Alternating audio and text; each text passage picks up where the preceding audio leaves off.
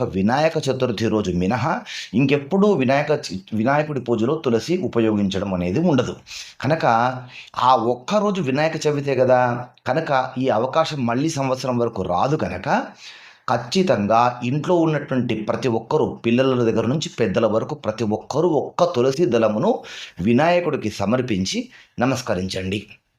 సంవత్సరానికి ఒక్కసారి మాత్రమే వస్తుంది ఈ అవకాశం. కనుక ఇది మిస్ చేయకండి. ఇక రెండవది నైవేద్యం. వినాయకుడికి రకరకాల నైవేద్యాలు పెడుతూ ఉంటారు.